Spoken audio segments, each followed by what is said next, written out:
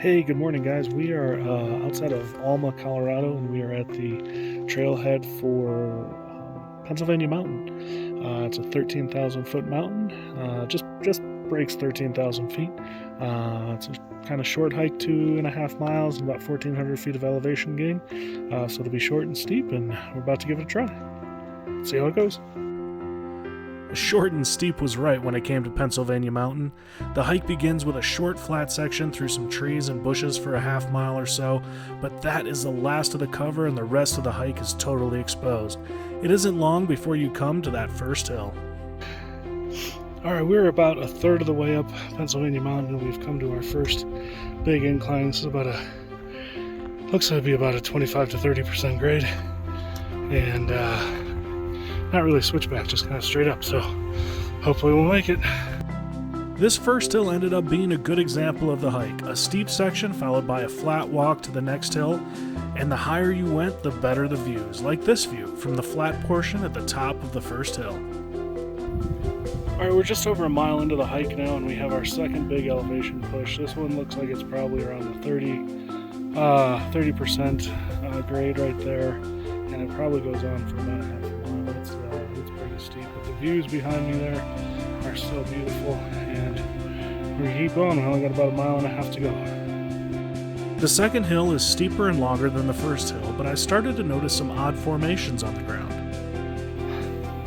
One of the coolest things about this Pennsylvania mountain hike are these impact craters. Well, besides the view, are these impact craters you can see behind me there. And they kind of line up down that hill right there.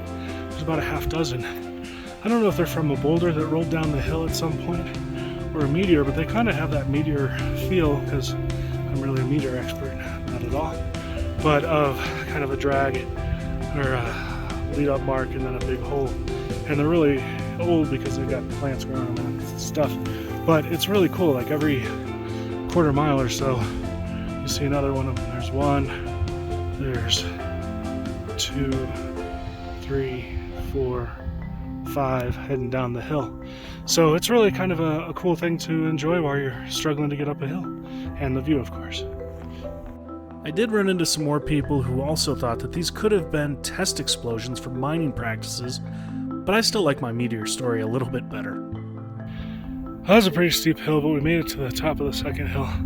I thought this was the end, but we still have to go up there, which doesn't look quite as steep, but it probably is. So we're going to give that a shot once I catch my breath. While not as long, this last bit of hill was much rockier. There really wasn't much of a trail, and it was best to find your own safest way up the rocks.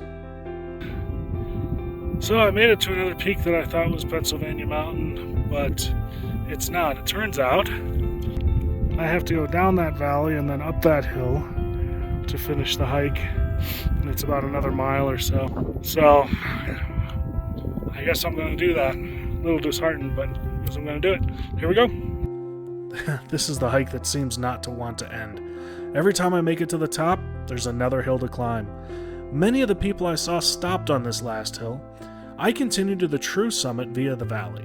Once again, there is not much of a trail through the valley, and you have to find your own best way. The hike up the final mountain leads to a very large and kind of bland summit, but has amazing 360-degree views.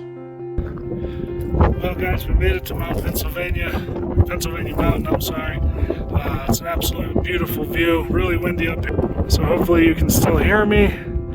But this is the view looking towards Breckenridge, down US 9 there, and it just goes on and on and on and on. I came down to the side, I came down to the edge so that I could get a view of that mountain for you, or those mountains for you.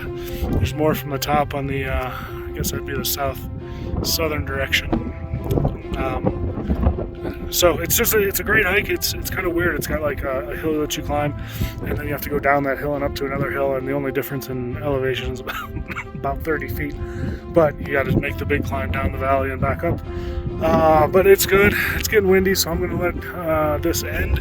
I hope you enjoyed the hike. I hope you enjoyed the video. If you did, please click that subscribe button on YouTube, or check me out at fatmanlittletrail.com. Hope to see you on a trail soon. Until then, happy hiking.